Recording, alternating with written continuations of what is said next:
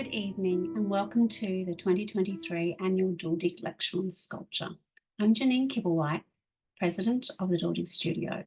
On behalf of the Duldig Studio, I would like to acknowledge the traditional owners, the Boonwurrung people of the Kulin Nation, on whose land we meet, share, create and work.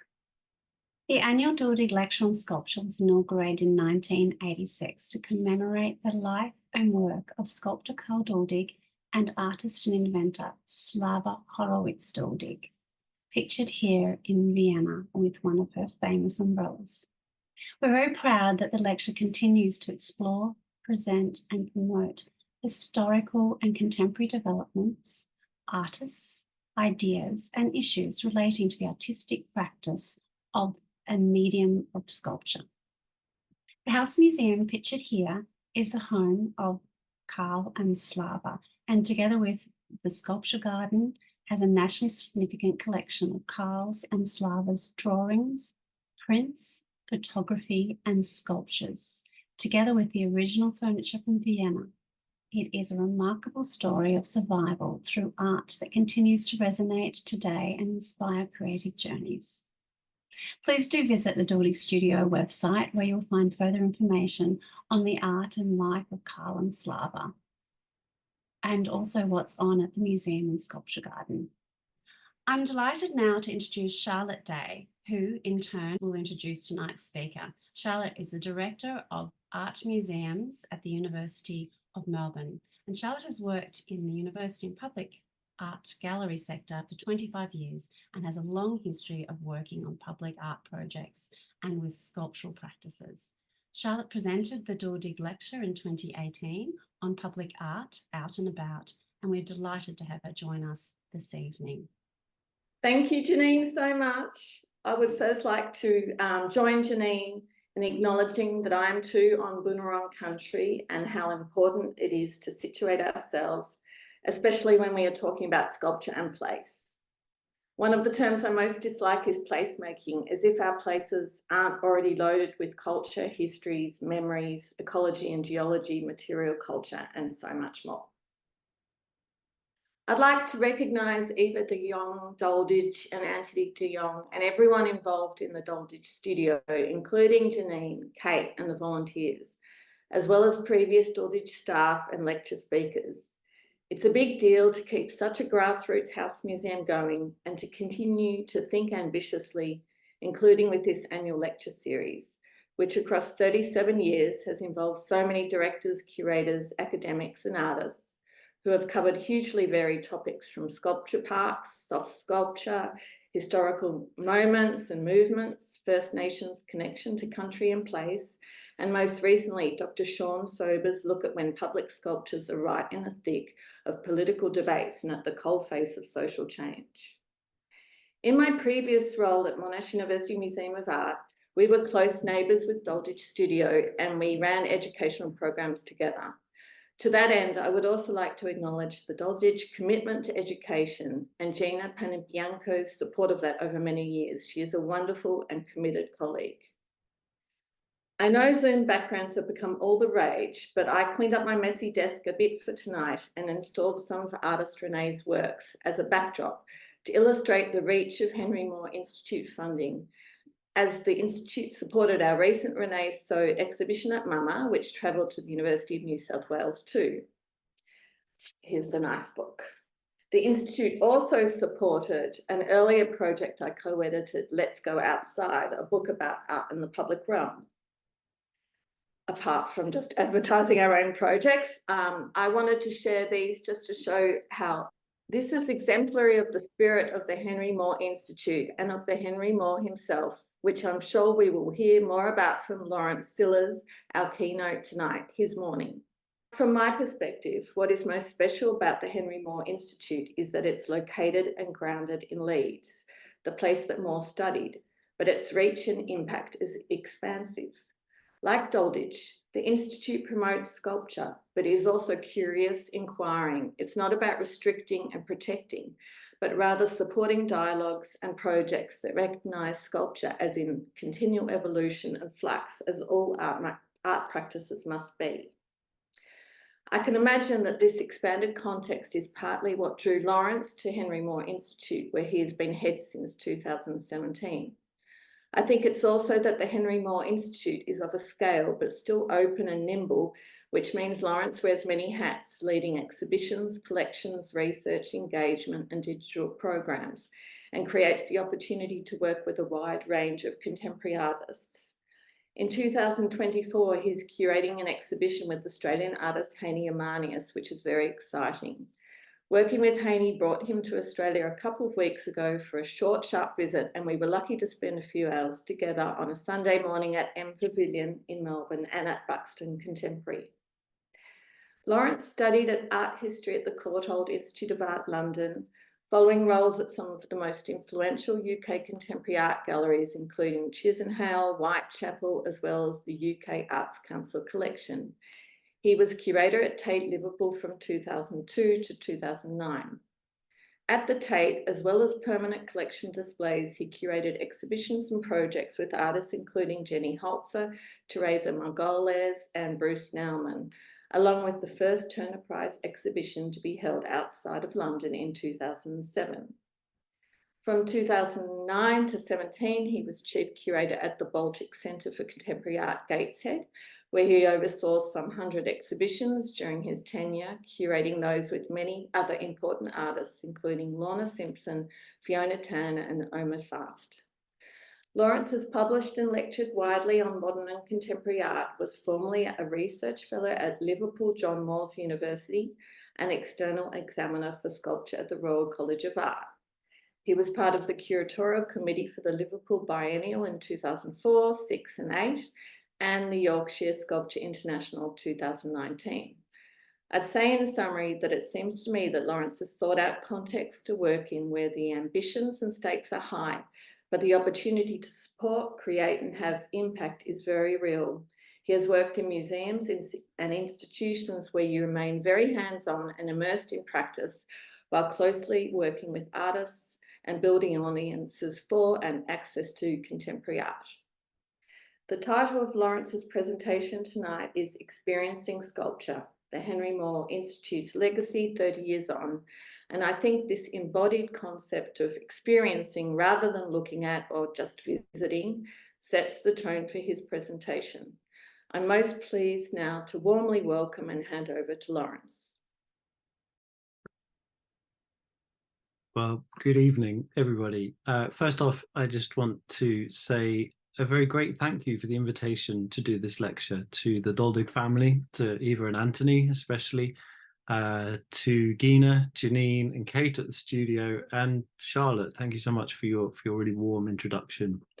I feel ever so lucky to have just returned from Australia, visiting for the first time, and to have seen something of your incredible country, its culture, and to meet so many wonderful people.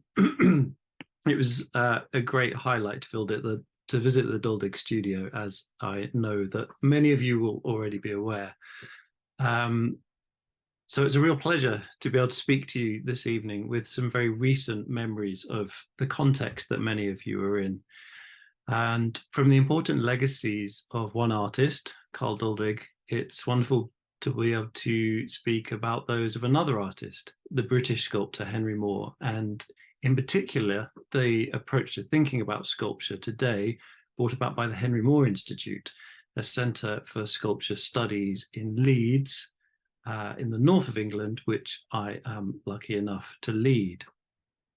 Now, as the Henry Moore Institute celebrates its 30th anniversary, I'm really excited to be able to take you through something of its history, the motivations that led to its creation, and how we as an organisation prioritise thinking about and facilitating different experiences of sculpture today. This isn't going to be a talk about Henry Moore's work. Rather, I want to introduce you to the legacies of his vision and how they provide what I feel is an invaluable and unique set of resources that allow a far-reaching experience of sculpture today, including, but far beyond, his own work. But first, some context about Moore himself, as it was really his vision and guiding principles that we interpret today and that shape all that we do at the Henry Moore Institute. I'd like to introduce you to Moore first, in case you haven't yet met his work, and then the Henry Moore Foundation at large and its component parts before zooming in on the Institute specifically.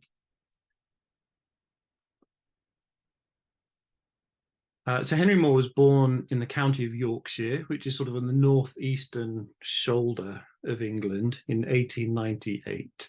He was the son of a miner and the seventh of 8 children, and really came from quite humble beginnings. He grew up in Castleford, a mining town in West Yorkshire. And by age 11, he already knew that he wanted to be a sculptor, despite his father's encouragement that he trained as a teacher.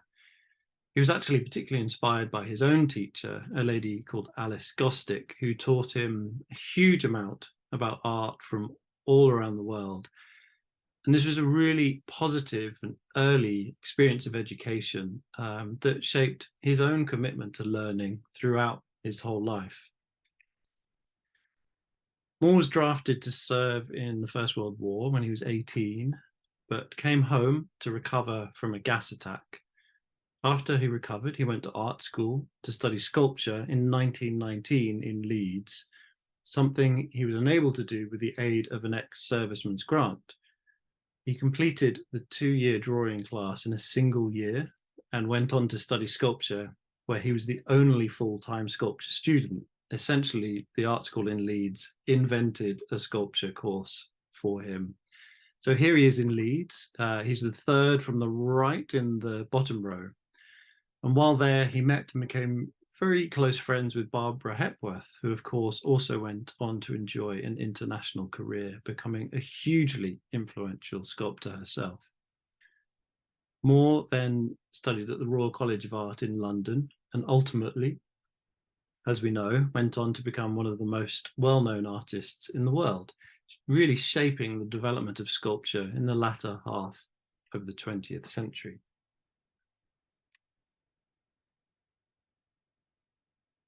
He was an artist who drew inspiration directly from nature, and he found ideas in the landscape, including the hills and rocks of Yorkshire, where he grew up. He was also an avid collector of bones, of stones, shells, bits of wood, and he would feel these in his hands, always thinking about the tactility of surfaces, and would sometimes use them to make small models, which he in turn experimented with to develop new sculptures. Moore was very much a prolific artist. He made thousands of drawings and prints, hundreds of sculptures and models, and really became best known for his reclining figure sculptures. Here's an image of him with reclining figure and mask, 1929 to 30. His depictions of the mother and child theme and of family groups. He also made more abstract sculptures, which often had soft curving or angular forms and are sometimes pierced with one or more holes. He also worked at significant scale, and his monumental bronzes can be found all over the world, including your very own city in Melbourne. But he wasn't always about scale. I think everyone has their own highlights, but mine has always been his shelter sketches. In 1940, he began drawing people sheltering in the underground of London during the Blitz. These drawings captured the popular imagination and were widely recognized as a sensitive yet really powerful response to the war. He was asked to make further drawings and became an official war artist. And while his sketches were a very direct response to the human suffering of war, they continued his pervading interest in landscape and conversations of the body in nature, even when it was so far removed from that natural context. These works, of course, take on new resonances today with the continuation of so many atrocities of war happening internationally. In 1940, after their home in London was damaged in the Blitz, Henry and his wife Irina moved to Perry Green in rural Hertfordshire in the east of England. It's maybe 30 miles outside London. They were able to rent half of a former farmhouse by the name of Hoglands in the centre of the village. At first, the Moores shared the house with another family, but the sale of a 1939 Elmwood reclining figure sculpture for £300, remember this is 1939, soon allowed them to buy the whole house, including the gardens and the outbuildings, which became Moore's studios. Henry and Irina remain at Hoglands for the rest of their lives. Moore acquired more and more land, piece by piece, and added more studios, while Irina created a stunning studio, the perfect backdrop to her husband's work. Hoglands was very much the centre of both family life and Henry Moore's artistic business. Moore had always been passionate about education. As I mentioned earlier, he had a really formative experience from his own art teacher and believed that everyone should have access to art. So in 1977, 9 years before he died, he set up the Henry Moore Foundation, which supports artists, makes exhibitions, and provides access to art and sculpture to this day. We support innovative sculptural projects, devise an imaginative program of exhibitions and research worldwide, and of course preserve the legacy of Moore himself. And it was so nice to hear something of our impact in Melbourne and actually Sydney with René So's incredible exhibition, which I was really thrilled to see during my visit there. So thanks for raising that, Charlotte. The foundation has 3 parts, each dreamt up by Moore in conversation with his family, and that still run today according to his guiding principles. First of all, we have the studios and gardens, which is now what Hoglands is known as, his house and surrounds, which I'll take you through in a moment. We have our grants program, which Charlotte alluded to, and of course the Henry Moore Institute based in Leeds. Now, as I'm making the assumption that many of you won't yet have been able to visit us, I want to give you a quick introduction to the studios and gardens, to our grants program, which may even be able to be of use to some of you one day, before I shift focus to the Institute in Leeds and highlight how the legacy of Moore continues to shape a really wide, what I hope is a really wide experience of sculpture today. There are so many great places to see Moore's work all around the world, including, of course, in Australia. But there's something particularly special about seeing it here in Much Haddam, in the context of Moore's home, in direct sight line to his studios, and always exactly how he intended. Over the years, Moore and his wife transformed adjacent rough farmland to create the sculpture gardens, which now cover almost 70 acres of lawns, orchard, woodland, and sheep fields. As I mentioned earlier, Moore found inspiration in nature, and he used the land around his home as a practical working space, as a very immediate extension to his studio. This only emphasized the connection between his sculpture and the landscape. He experimented with siting his works in fields, against the sky, against a favorite tree, was always trying new juxtapositions. Each year, around 20 of his sculptures are displayed in the galleries, and many more can be found inside the studios. I'm just going to pause and give you a few seconds of film.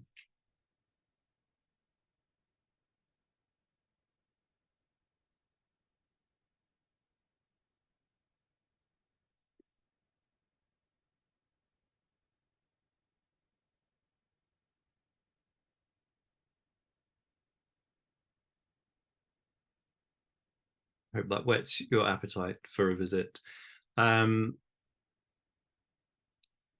So there are, as well as outside in the garden, there are many additional sculptures that can be found inside in the studios, and of these, many are the artist's own casts, which he entrusted to the foundation's care. We now look after the largest holding of Moore's work anywhere in the world. His studios provide an incredible insight into his world and bring you as close as possible to his working methods and practices. There's actually a network of studios located throughout the gardens, and different studios were used for different activities, from creating small models and enlarging plasters to carving, drawing, and printmaking. The top studio, which is in the center of this selection of photographs, was his primary workspace. for the first 15 years of his time in Hertfordshire. In the 1940s and 50s, this was where he made his maquettes, his plaster enlargements, drawings, and some of his most iconic carvings. He later developed and built other dedicated space for different kinds of work, including etchings, carving, and modeling. And in 1963, with builder Frank Farnham, he constructed his first plastic studio, the solution to his need to work on large-scale sculptures outdoors, in natural light and in all weathers. It was a large metal structure, about 15 meters high, encased in corrugated plastic and sheets of polythene, and was accompanied by a smaller studio, about a third of its size. He needed the larger of the two spaces to work on a monumental scale and to see his works in progress in the elements. The sky was visible throughout all four sides, while the smaller studio held the enlargement models. Designed to be temporary, Moore had several of these plastic studios during his lifetime, and they often came in pairs. My studio of choice, I think, is the Maquette Studio, the Bourne Maquette Studio, as it was named after a nearby stream, was constructed in 1970. He lined the walls with hundreds of his sculptural studies, finished, incomplete, fragmented, his what he called natural library of forms, a collection of bones, stones, shells, and driftwood, which captured his imagination and informed his work surrounding him. From the studio window, Moore observed the sheep in the fields beyond. Again, that proximity and constant evolving relationship between nature and his art was a driving force. So there he would be gazing out at the sheep in the field. And this sculpture is the sheep piece, but that view became immortalized in his famous sheep sketchbook in 1972. Among the other spaces at the studios and gardens is the Henry Moore Archive, which contains over 750,000 items collected throughout the artist's lifetime. He was a meticulous record keeper, and things that we still collect today.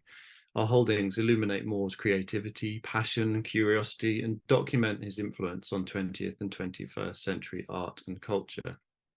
As well as supporting artists and scholars, the archive is publicly accessible and has an enviable reading room that looks across the same view that Moore did himself. The archive is made up of 12 main collections of these books, including Moore's own personal collection of books, periodicals, exhibition and sales catalogues, press coverage, film and audio recordings, which are all searchable online via the Henry Moore Archive catalogue. You can also go there to look up details of Henry Moore sculptures that are positioned worldwide. Again, a sort of a personal hankering or highlight of Moore's work was his use of photography. He documented his work with photos at every stage, from conception to completion, and the archive contains hours of film and audio recordings also produced during his lifetime. It includes a lot of Moore's own photography, which itself was really important to him as part of the process of him actually making sculpture, especially when it came to considering scale. Second image here, the lower of the two, is of Moore with his own camera. His practice of making large bronzes was to start with a small maquette, which he enlarged to make a final monumental work. And even early in his career, he'd begun experimenting with photographing sculptures up close against neutral backgrounds or natural landscapes to give the illusion of great, enormous, monumental size. He played with forced perspective and the ambiguity of scale that's often possible in a photograph to envisage large-scale works in the environment before he completed them, to make those final decisions and adjustments to form. We also have the Aisled Barn, and in 1980, Moore purchased this incredible 16th century barn, which he had carefully reconstructed near his studios. The same year, he began working with West Dean Tapestry Studio in Sussex to create a group of tapestries based upon his drawings, which he wanted to hang in the timbered bays of this barn. He'd always been interested in the scale of his work and translating one medium into another. And again, in 1980, He selected drawings from throughout his career which he felt would be suitable for enlargement into tapestry. He worked really closely with highly skilled weavers from the West Dean studio to translate his drawings into wool, tasking them to capture the colour and the tonality of those original drawings. Each tapestry took several months to complete as they dyed the wool to accurately achieve the different effects of Moore's original works. It's another environment that gives a fascinating and I think much less known experience of Moore's work. Just in case you're thinking of booking a flight, the studios and gardens are open from Easter until October each year. So we're closed temporarily until things warm up a little bit. Our grants program, and I really just wanted to highlight this again in case it is of use to anyone in the audience. So Moore made provision for a grant program during his lifetime, established for the perennial benefit of those working in art and especially sculpture. Today, we support projects around the world and welcome applications from non-profit organisations based in the UK or internationally. Individuals are also welcome to apply for art research and travel grants. Grants are available in the following categories. This is a bit nerdy and practical, but I just want to make sure everyone knows, again, in case it's of use. We support new projects and commissions, which are available to non-profits for exhibitions, catalogues, and sculpture commissions. We also support acquisitions and collections for those wishing to acquire new sculptural works for their collection or even to conserve sculpture in existing collections. And then we have research and development possibilities, which breaks down into two. Long-term research grants available to organisations only.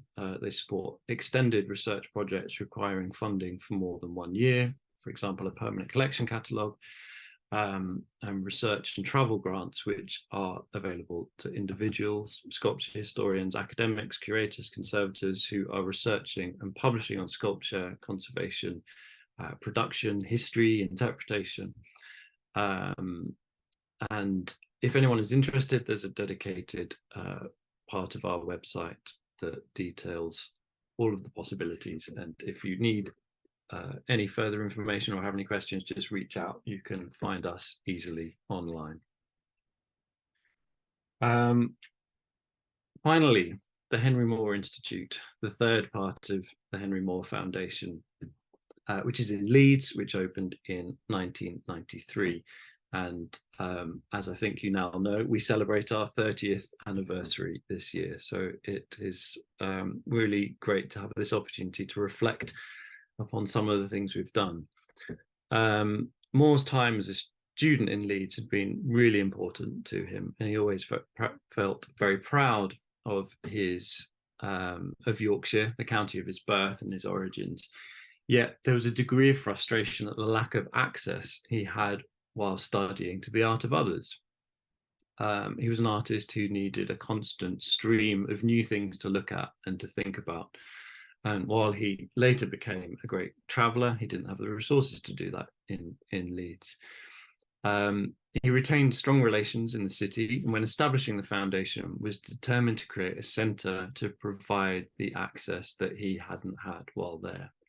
The desire was for a centre for the visual arts broadly, but given Moore's renown as a sculptor, we ultimately took the decision to make sculpture our focus.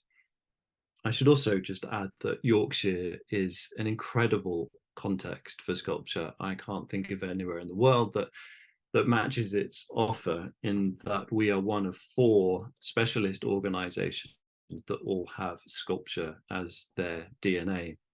We are physically joined to Leeds Art Gallery, a really wonderful pioneering organisation that we collaborate with very closely. It has a particularly strong sculpture collection, and we work together on its strategic development through a partnership that started before the foundation actually had a building in Leeds with the Institute.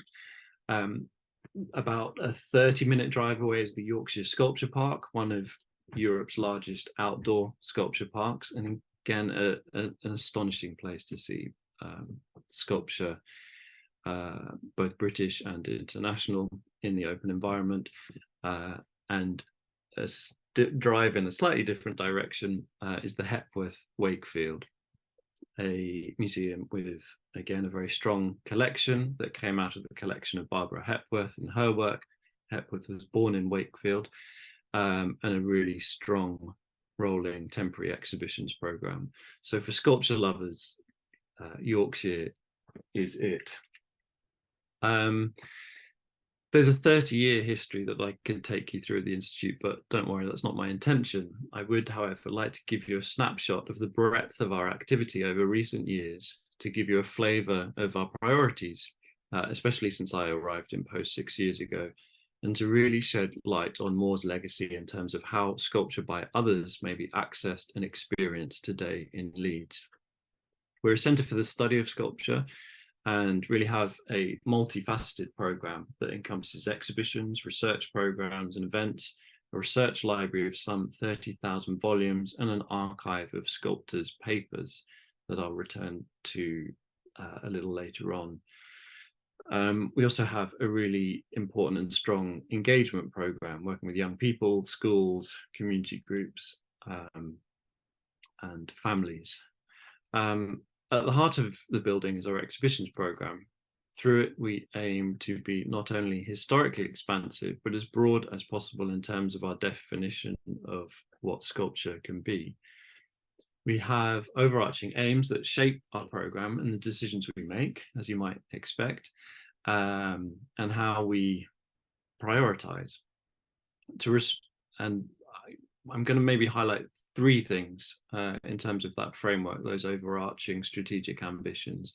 One, to respond to some of the gaps and oversights in art history, the stories or artists that have been eschewed or overlooked. Two, to look back at art history through the lens of the present. We're a research centre, and foregrounding new research on the history of art, especially sculpture, is really vital as part of our remit.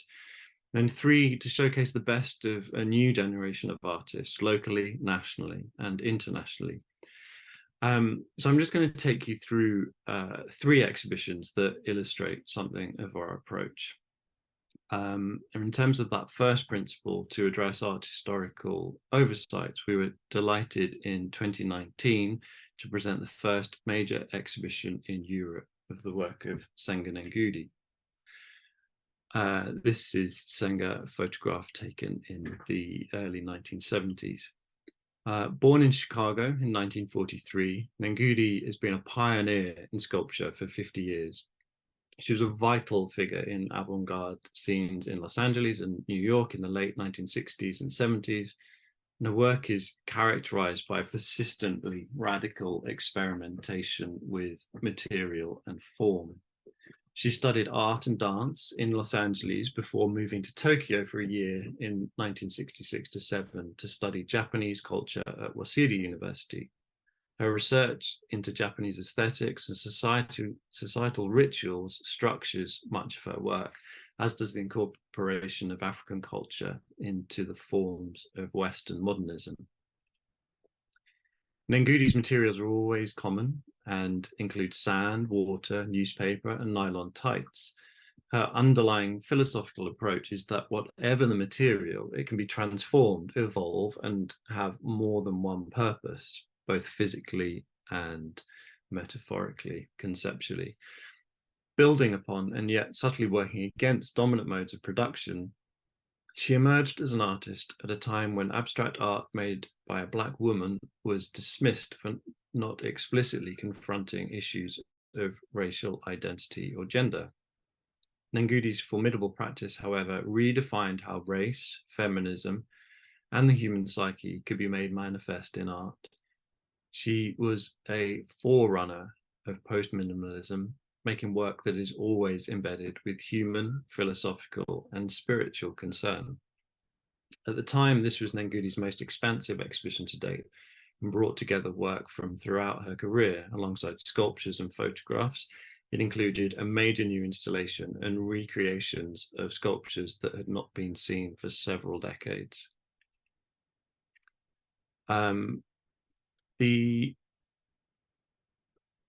Just checking that the question popped up isn't "you're on mute" or something like that. All good to go, but thanks for questions already coming in. Do keep them coming as you think of them. The relationship between the audience and sculpture is a constant priority for Nangudi, and she's spoken of wanting the viewer to have an experience with her and not separately. And her works were often made in a way that invited co-authorship or interaction, something that you would have to do to become part of the work, to shape it, to condition it in real time and real space. Among her earliest works are the untitled water composition sculptures made from the late 1960s. The orange form in the front of this photograph and the long popsicles, as they became affectionately known during the course of the exhibition, on the lower plinth behind. There's some examples of those. Unseen for 40 years when we made this exhibition, several were painstakingly recreated following months of research, development, failure, and ultimately success, reaching deep into Senger's memory banks to work out exactly how she had made these things so many years ago.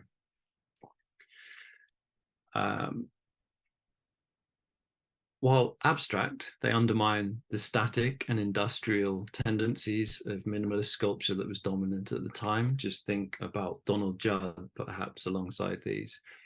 Instead, they rest with the weight of the body.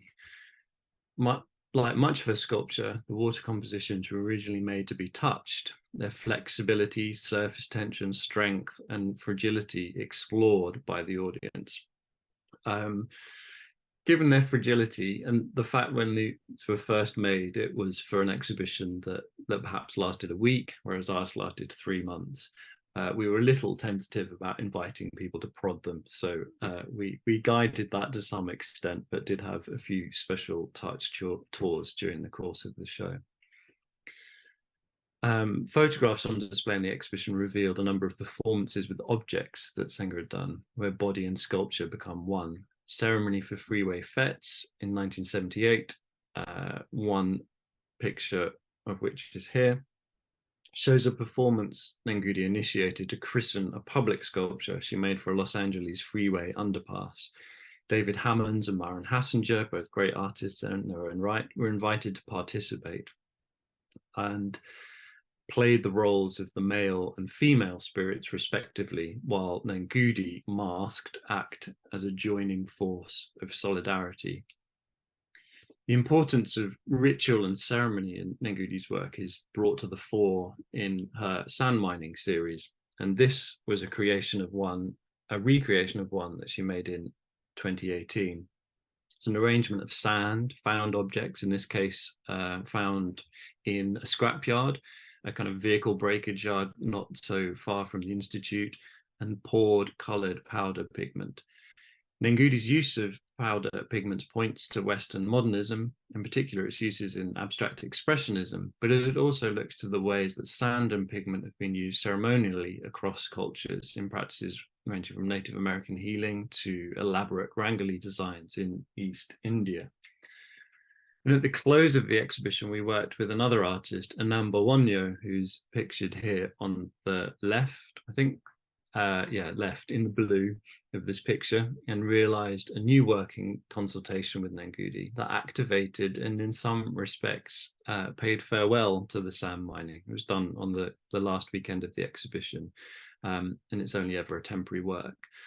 Bawonyo's performance drew inspiration from Nangudi's own sources, but also the rituals and symbology of her Ghanaian heritage. Among Nangudi's best-known works are the RSVP sculptures begun in 1977 and a series that continues today. The sculptures were first shown at JAM, which is just above Midtown, a pioneering art space in New York founded by Linda Good Bryant that foregrounded the work of African-American artists. Made from nylon tights, stretched and tethered to a wall, they're typically knotted and filled with sand, They also incorporate rubber, metal, and other found objects. The series emerged when Ngugi was pregnant, experiencing the triumphs and the traumas the body endures while carrying and giving birth. Given the extent tights shrink when not worn, Ngugi also really enjoyed the practicality of being able to retrieve an entire exhibition from her handbag. And it was also something of a salute to women. She spoke of wanting to pay homage to the fact that as women, lives can be found in handbags, in purses. The RSVP sculptures are concerned with tensions, fragility, societal pressures that push at and change women physically and psychologically. Using hues of nylon that reflect skin tones, they respond to the experiences of womanhood and of being Black. The nylon provides a metaphor for strength and resilience, but also limits. The body can only stand so much push and pull before it gives in. Other than the RSVPs, which gained renewed interest in the late 2000s, at the time the exhibition was made at the Institute, little of Ngugi's work had been shown for many decades, and certainly not widely in Europe. Despite her enormous influence in innovation, it's fair to say her work had been sidelined for far too long. Through extensive research and careful conversation with the artist, we were able to bring back many works into circulation through recreation. And it is very heartening now to see, for example, water compositions in the collections of the Guggenheim, the Dear Art Foundation, and the Migros Museum in Zurich, among others.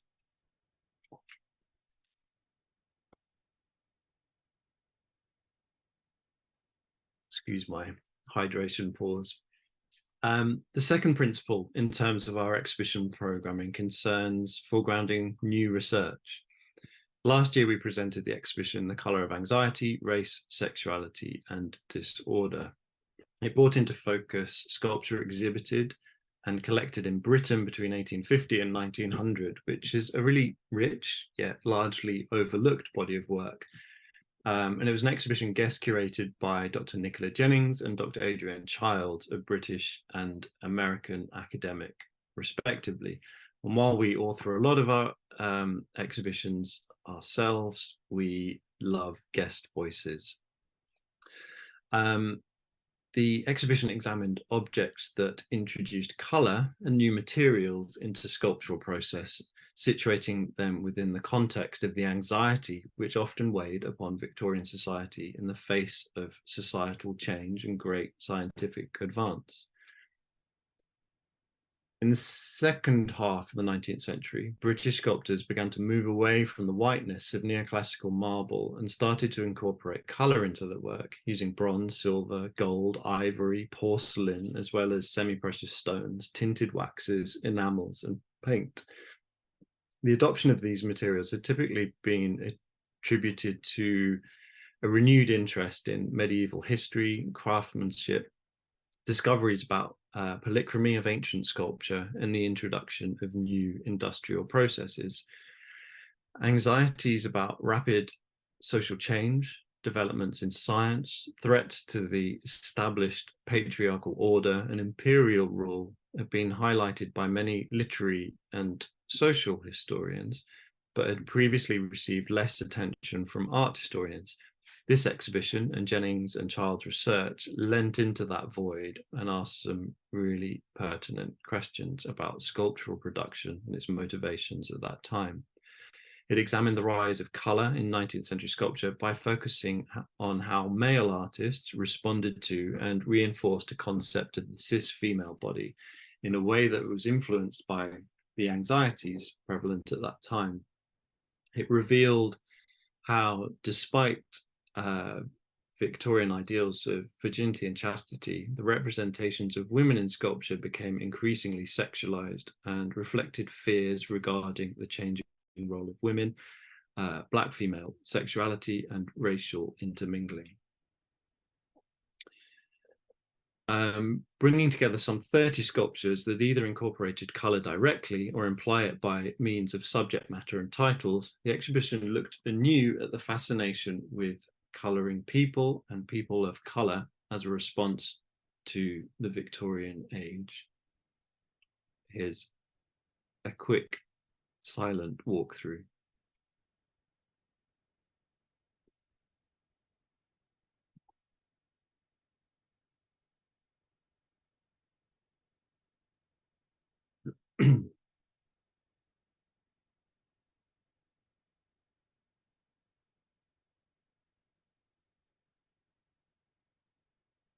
As ever, there's a great deal of material on our website about this exhibition and all our exhibitions, including films with the curators and an opportunity to delve a little deeper. So if you're interested in anything that I'm talking about, do feel free to go to the Henry Moore Institute website and have a explore. Time is ticking on, but I did just want to talk about two of the works in this show. Excuse me. This is John Gibson's Venus, 1850. Gibson was one of few neoclassical sculptors to actually colour sculpture. The plaster sculpture is a model for his tinted Venus of 1851 to 56, which used coloured wax to tint the marble Venus. Most of Gibson's colleagues were outraged, considering polychromy as a barbaric practice, detracting from the purity of classical sculpture.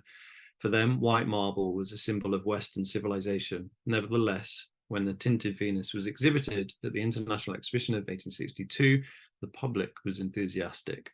Despite their reputation for prudery, Victorians were avid consumers of sculptural nudes. The American sculptor Hiram Powers, the Greek slave, was one of the most celebrated sculptures of the 19th century, and we were thrilled to be able to borrow this for the exhibition. The neoclassical nude represents a Christian captive for sale in a Turkish slave market during the Greek War of Independence. Many viewers understood this work to be an abolitionist statement that indirectly indicated American slavery, while others considered the depiction of a white slave by an American sculptor as a deliberate dismissal of the problem of African-American enslavement. Nonetheless, it received widespread acclaim for its idealized beauty, fashioned in white marble, characteristics that really appealed to Victorian sensibilities. And then moving right back to the present day, just while I have some more water. So as well as revisiting overlooked artists and looking at the past in new ways, as I mentioned, it's really an important part of our remit to seek out the best new sculpture being made, be it being made today, be it locally, nationally, or internationally. And while showing international work is increasingly problematic, which I think needs a very frank conversation in terms of resource, not only our own finances, but much more significantly, of course, the environmental implications, there are other ways of doing it. An international conversation and influence was always incredibly important to Henry Moore, and it remains so to us. So as an example, I'd like to tell you about an exhibition of the work of Lungiswa Punta, also realised last year, and that comprised work predominantly made actually in the UK, when Lungiswa came and spent some time with us, and we facilitated a kind of working residency in a studio in the northeast of England. Sleep in Witness, as the exhibition was titled, was a show of new and recent work. I should just say that Lungiswa was born in 1990 and lives and works in Cape Town, South Africa. Working across assemblage, installation, video, works on paper, she uses familiar objects that create a lexicon of the home, of landscape, and of the urban environment.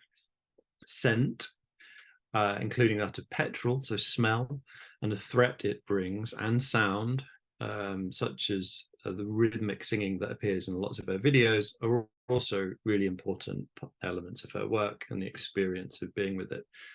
She unveils the violent and systematic legacies of colonialism that prevail in South Africa.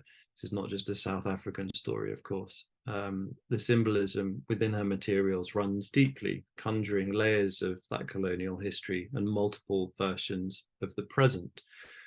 Punta and her work create often very immediate encounters, physically so, with political apathy, with privilege, and the underlying forces that structure present-day South Africa.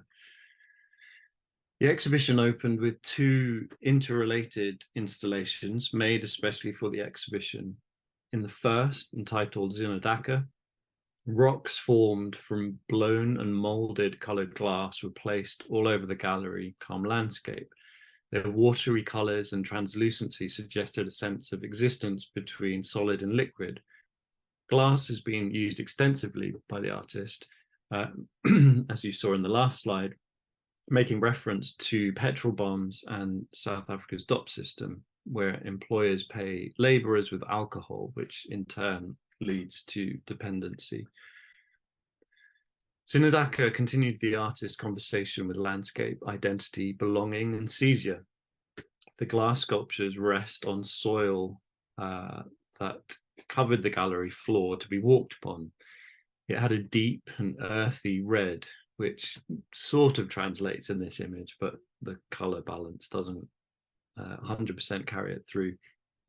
And it was especially important for the artist to find that right tonality. And it really did feel like a dusty African landscape, kind of baked under the scorching sun. It cracked as you walked on it, setting off a trigger of concern that you were breaking the rules. It goes against museum coding to A, to walk on something, but B, to damage it, or that you were entering a space that somehow you shouldn't. Of course, the dust from the installation was also picked up on the clothes and shoes of visitors as they navigated it. It was a work that you took with you. Its traces became part of you, and inevitably you carried it back out into the world and the resonances that it held. You became implicated. This second installation, Untubamanzi, spread like a vast drawing in space throughout our central gallery. Seemingly endless lengths of barbed wire filled the space from floor to ceiling. The steel of the wire was painstakingly wrapped in cotton fabric, and as with the glass, the labor needed to work with this material was demanding and has risk. Colored in shades of the sea, only the barbs of the wire pierced through the fibers and occasionally caught the light and glinted as it kind of streamed in through these double height windows that you can see on the right. Again, her material choice is significant. The history of barbed wire is entangled with that of colonial force, used in the displacement of indigenous peoples through to the racial segregation imposed in South Africa under apartheid. It's a material that is still absolutely prevalent in the streets of Cape Town today as people divide properties, this sort of demarcation between public and private, the spaces where you are welcome and the spaces that you are kept out of. Amidst the part wave, part forest-like structure of the installation, you could actually find a path to walk through, but it was one that came with risk. You had to make a choice as to whether to progress. Again, if it was a space that you were allowed to enter, if you were welcome, how you would occupy that space, and to consider whether you might actually get hurt. Lingisfua's practice is always collaborative and nurturing in its creation, and we were delighted, and it felt very important to collaborate on the realization of the exhibition with Nombuso Metibela, who's a cultural worker, educator, writer, sound practitioner, DJ, incredible human being based in Johannesburg. And Nombuso contributed all of the words and the interpretation to the exhibition. She also wrote a wonderful extended essay to accompany the exhibition, published in the Institute's long-running Essays on Sculpture series. I think this was our 80th edition of that volume. We publish about 3 a year. They each have their own focus and a detailed academically leaning essay. Again, all back issues are available. Do peruse the list on our website. But exhibitions aren't the only way we facilitate access to and an experience of sculpture. It's an ongoing ambition of ours to give a 360-degree perspective to sculpture and its histories, the practicalities of making it, and the issues that sculptors face today. So in tandem with our exhibitions, we offer a number of further routes into its consideration. There's a really strong research culture at the Institute. We have a rich array of research programs.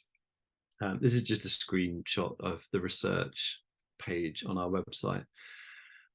Throughout the year, we organise research seasons that pick up on a theme that requires further investigation and forms a rolling schedule of talks and conversations and conferences. Sometimes these end with that event and the memories and ideas that they foster, but sometimes they turn into other things, into publications, collaborations, or exhibitions. Everything's documented online and is accessible for free, including lots of films, recordings of our events, and written word. During COVID, when our how to do things online learning curve kind of flipped to a right angle, we organised the sculpture and poetry research season, looking at the crisscross of influence between the two disciplines. It had an incredible response. And our conversations around this particular intersection continued and most recently culminated in the exhibition, The Weight of Words, which brought together some 18 artists whose work can be seen to exist in something of an overlap between the orbit, the world of sculpture, and that of poetry. Other research seasons we've organised, which may be of interest to you, included those focusing on monuments. I'm sure some of our thinking overlapped with the Duldig lecture last year, reassessing the work of Herbert Reed, and fabrication. As I said, we like to think also from the perspective of sculptors rather than just art historians. In the fabrication series, we looked at fabrication as a career, absolutely valid career path for many artists who are coming out of art school who have these great production skills, and how that can be nurtured and facilitated. Engaging technologies and emerging technologies, and also issues around fabrication and accessibility. Right now, we're embarking upon what we feel is a really groundbreaking project and an underrepresented area. The project title is Beyond the Visual, Blindness and Expanded Sculpture. And it's being progressed in collaboration with University of the Arts in London and Shape Arts. Shape are a nationally based organisation here in the UK, a disability-led arts organisation which works to improve access to culture for disabled people. This project will explore engagements with sculpture using senses other than sight, challenging the dominance of sight in the making and appreciation of art. It's a 3-year project and will culminate in an exhibition at the Institute opening right at the end of 2025. The exhibition will mark the first major UK-based sculpture showcase predominantly featuring works by blind or partially blind artists within a national institution, and is rare for having a blind curator as intrinsic to the project. We're really thrilled to be working with Dr. Aaron McPeak, who is artist and associate lecturer at Chelsea College of Art. We facilitate research in all sorts of ways, and anyone is free to come in and use our facilities. We also have an ongoing visiting research fellow program that is open call and invites applications from artists and academics all over the world to use our facilities. We cover travel costs, provide accommodation, and modest living expenses. We are going to put a call out for applications for next year, probably within the next 6 weeks. So again, if there's anyone in the audience that might be of interest to, please keep your eyes on our website and social media. We also have a research library with more than 30,000 books. I've actually been saying 30,000 books since I arrived in post, so it's probably at least 33,000 by now, because our team actively grow the collection weekly. Alongside books, we have journals, unique holdings of sculptors, ephemera. It's a really, truly outstanding resource for the study of sculpture. And as I say, it grows constantly. Each month, actually, we publish our new library acquisitions online. And again, that library catalogue is fully searchable. In addition, we hold the archive of sculptors' papers, which is actually owned by Leeds City Council, who in turn manage the Leeds Art Gallery, but such is the strength of our partnership that this archive is housed within the Institute's building. And again, it's something that we work on strategically together to grow and to research. The archive represents the working lives of several hundred British sculptors through photographs, notebooks, sketchbooks, book collections, toolboxes. We even have Jacob Epstein's glasses. It's really a wealth, a treasure trove. And with the library, the exhibitions program, our research program, comes together to bring a really unique insight into how sculptors, artists have actually made and thought about sculpture. To come full circle, I wanted to just show this example from the Arthur Fleischmann collection in our archive, because Fleischmann and Duldig knew each other, which felt a very nice partnership and way to start concluding my talk this evening. This is a photograph documenting work around Fleischmann's Lockheed Fountain, which he made for the Festival of Britain in London in 1951.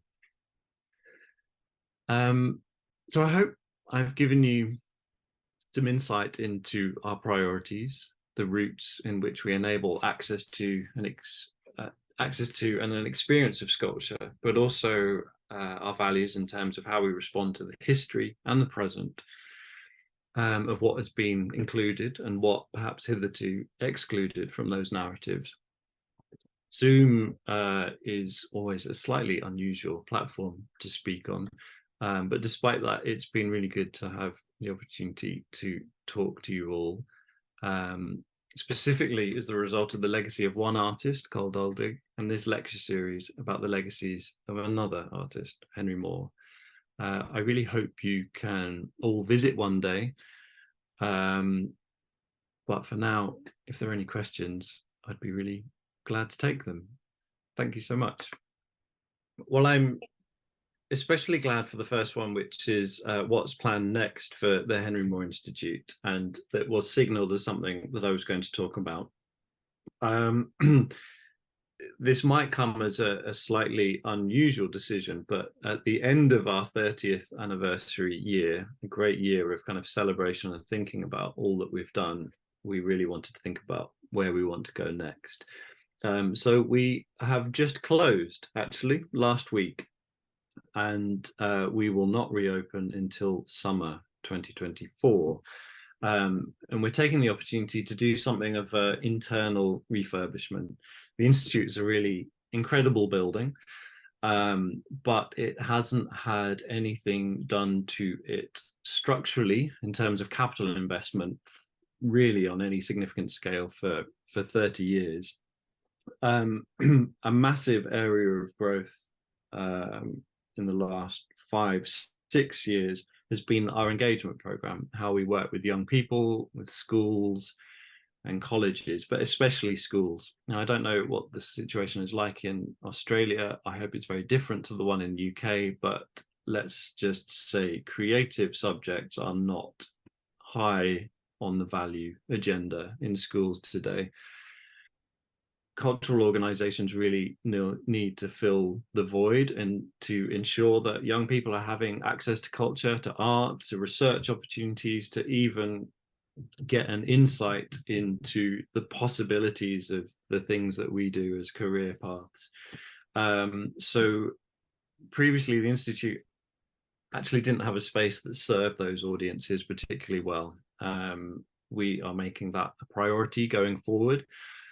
So are turning one of our larger scale meeting rooms on the top floor, which was previously just a staff only access, into a dedicated workshop space for schools and for young people, which we naturally lit. It'll be a space suitable for making a mess, and will be really at the heart of the building. So it's a really exciting development, and will mean so much because our school visits are increasing exponentially. We're also just taking the opportunity to make the place a bit more welcoming, and give it a revamp. So if I've tempted you to just book your flight immediately and visit all the Henry Moore Foundation sites, do just pause until our summer, which is July. And we will then open with the exhibition of Heini Armanius, which Charlotte mentioned earlier. Hugely exciting, incredibly significant Australian sculptor. Very, very pleased to bring his work to the UK. That will open in July, sorry. Next question mentioned that Henry Moore's family was still involved. Who exactly is involved and what roles do they take?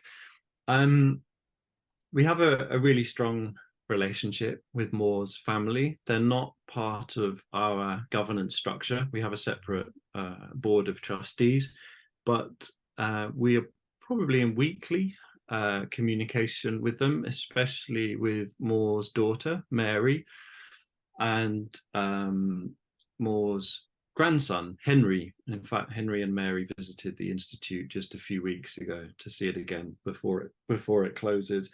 They're incredible sounding boards, and we do try very hard to stick to Moore's motivations and his guiding principles. It's often a conversation, well, what would Moore do? And of course we can't exactly guess, but just having those conversations about his priorities, access, education, facilitating wider conversations, but preserving his own legacy, they're always a very important touchstone.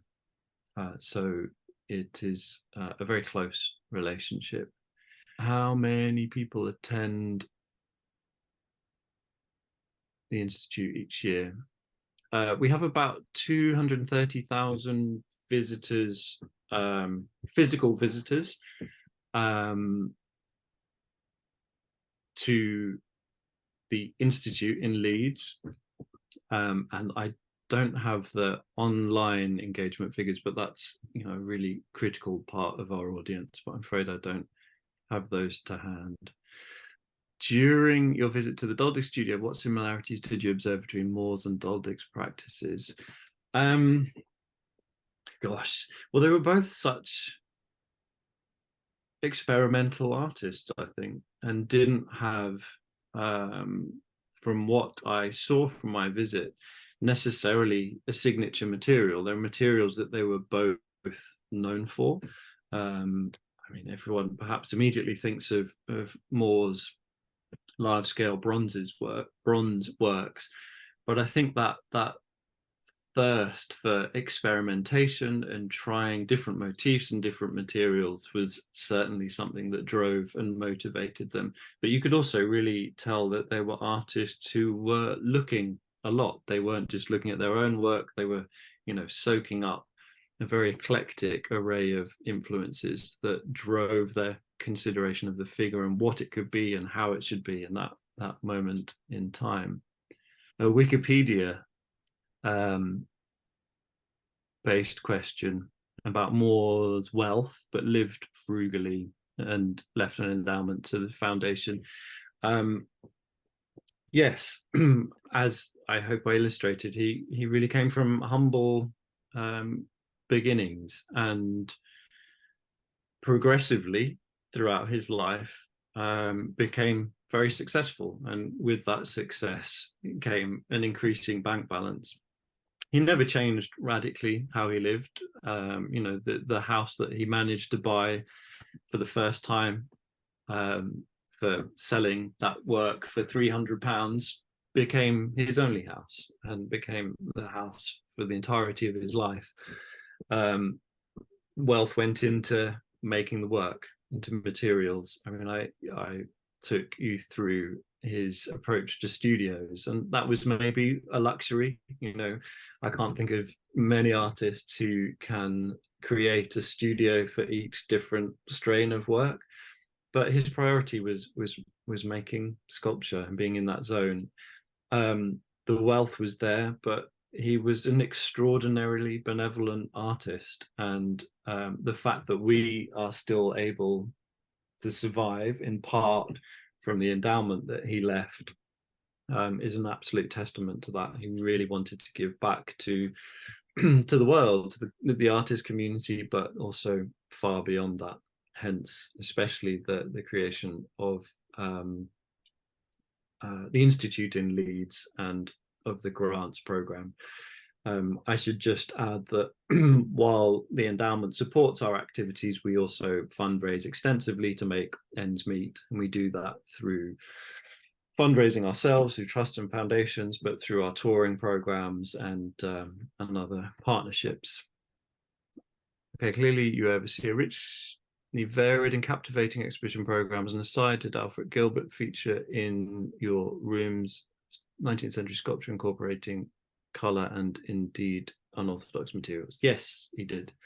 Again, if you go to the website, actually there's text on each of the works included in that exhibition.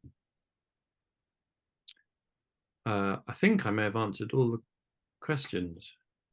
And so thank you so much, Laurence. I would like to hand over now to Anthony de Jong, who's our current treasurer, but a founding board member, and also the grandson of Carl and Slava Duldig. So, Anthony, I will hand over to you to conclude tonight's lecture. Thank you. Thank you, Janine, and thank you, Laurence. But a lot of people have commented in the chat or in the questions, thanking you, Laurence, for a really excellent presentation, which we'll go into in a little moment or two. Before I get on to Laurence, though, I'd like to thank Charlotte Day, who introduced the talk. Charlotte provided an excellent introduction. She continues to support the studio as a former lecturer, speaker, program partner with the joint education program and the public program at MUMA that she ran, and hopefully we'll see more collaborations into the future with the University of Melbourne and Charlotte's new role there. I'd now want to move into, we mentioned at the start that the Duldig Lecture is in its 37th year, and it's the 30th anniversary of the Henry Moore Institute, and I was looking at some other interesting numbers here. It's actually 22 years the Duldig Studio has been a public museum and art gallery, and 28 years since we last did refurbishment. So we're probably due in the next couple of years for a refurbishment along the lines of what you've outlined, Laurence, as well. But just going over some of the things in the lecture that really struck me and I wanted to call out. Right at the start, there was a nice sentence about what is the legacy of sculptors? What is the history, the motivations, and how do they facilitate the experience of sculpture? And he said, I'm going to talk about some artists and you may not have met his work. And I thought the concept of meeting his work was really enticing, and there'll be quite a lot of examples right through here where the experiencing of sculpture and sculpture being the hero of all the things that the Henry Moore Institute and Henry Moore Foundation does really stands out and makes it very special. Those questions about legacy of sculpture, some of the history you took us through of Henry Moore's own work, from maquettes and models to monuments and monumental sculpture, calling out the shelter sketches, which I wasn't previously familiar with, just showed the breadth of activity, and then all those studios and gardens that he was able to build bit by bit after acquiring Hoglands. This was a great insight into how Henry Moore went about creating his legacy that so many people are enjoying today. And I even like the photos that showed the ambiguity of scale and how you could make something appear even bigger. And clearly he made things appear bigger and bigger as his life and his works progressed. I then thought the next section that you took us through on the Henry Moore Institute, and particularly the 3 or 4 examples of some of the things that you've done to enable access and experience, were really quite exciting. And talking about sculpture being made to be touched, and just the incredible breadth of things that were there, and things like the Senga Ngudi popsicles and the poured powdered pigment. I was running out of peas there, but that was quite striking, the way that the works were recreated. The Colour of Anxiety exhibition that Jennings and Charles pulled together with the new materials, the way that the tinted Venus struck such a chord in the Victorian age, the exhibition of Linguisa, I'm going to get this wrong, but Gunta, and the Sleeping Witness exhibition provided a really good international perspective, and particularly the South African viewpoint. Very much the multi-sensory examples that you called out, the glass and the dust, and you're taking some of the exhibition out with you as you experience and meet the art. So just a fantastic set of activities that the Henry Moore Institute has done during the last 5 or 6 years that you've been with them. And then finally going into the research program and some of the things in the collection, the archive, 750,000 works, so items in the archive, and being the largest holder of Henry Moore works. They're just phenomenal numbers and size and scale of the things that you're involved in. And I think you said 30,000 books in the Henry Moore Institute area alone. So massive amounts of activity, and it closed on the Fleischmann photo just as one example of the things you can find in the archives at the Henry Moore Institute. So just tremendous amount covered. Thank you so much for sharing that with us. It was great to have you visit the studio in person during your short trip, very fortuitous a couple of weeks ago, and your commitment to promote and raise the awareness of sculpture. As I said, the sculptor as a hero point is really key. I think it's often the forgotten component of art. A lot of time in Australia is spent on performing arts and then visual arts that are two-dimensional, but I think there's real evidence here, and particularly it seems in Yorkshire, it's in the DNA, real evidence of how important sculpture is and how broad it can reach.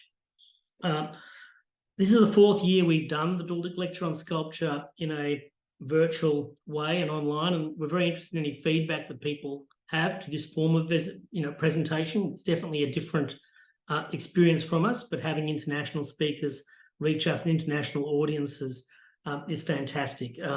We think that's a big plus. Obviously, it's not the same as the vibe in the room. I promise you, the vibe in the virtual room, Laurence, is very positive today. It was, and I'm sure we'll hear a lot of feedback afterwards. But it is something new, and we're obviously keen to learn and get any feedback around how we can engage better with our audiences in all of Australia, in interstate and internationally as well. Terrific to see so many people. I think we've got about 50 people online join us tonight, many of whom also donate or volunteer or support the studio in the programs that we run. Thank you all for your ongoing contribution. Thank you to the City of Stonington, our local council. Very important for all the Duldig Studio public events and the access we can provide to the studio and their arts and culture to grant area helps to support our programs, including this one. Finally, I want to thank the significant team behind the scenes that really makes these events happen. And first and foremost, our former Vice President, board member, Gina Panabianco, has had a long history of the Duldig Lecture, right back to when we partnered with the National Gallery of Victoria and ran it for many years there, including lectures in the Great Hall when it initially started off. So a long history there, and since becoming part of the Duldig Studio Board has continued to lead the charge for us there. Our President, Janine Kibblewhite, also does a phenomenal job behind the scenes. It's pulled pulled all the marketing and the activities and the coordination. It's the cat herding that Janine does that helps us move forward. The Duldig Studio founder, Eva de Jong Duldig, my mother, also provides continuing support and input, selection of speakers and topics. Newish, it's coming up to 1 year. Kate Prinsley, our newish manager. Kate is our museum manager, continues to run all of our day-to-day programs and activities at the studio and be responsible for making our numbers all come together, which I then get to count. And finally, Melinda Mockridge, who is our research and curatorial assistant, is actually in, I think she's overseas, and I actually think she's online as well. I'm dialed in this morning, but thank you, Melinda, for your work with the studio. It's hugely valuable work. Yeah, we get tremendous activity through that work. Only a couple of weeks ago, we launched a significant book that Melinda has edited and helped pull together over many, many years with a number of people that have supported the studio and written chapters and helped in the process. And Melinda, I think, now has earned a well-earned rest on her trip. And if you were open, Laurence, I'm sure she'd be popping in to see the Henry Moore Institute live, but she's not. You're closed, and we'll have to add that to a future trip for her and probably a future trip for many of the other people on the call today. I think that's the final things I'd like to say. Thank you to our attendees.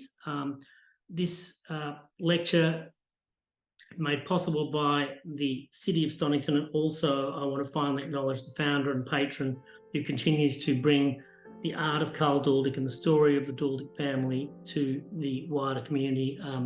I'd like to sort of finish there with a thank you to my mother Eva for her role and our participation from all the attendees who also continue to see sculpture as important in our community and in the culture of our lives. And I look forward to this lecture continuing into the future. Thank you very much, everyone.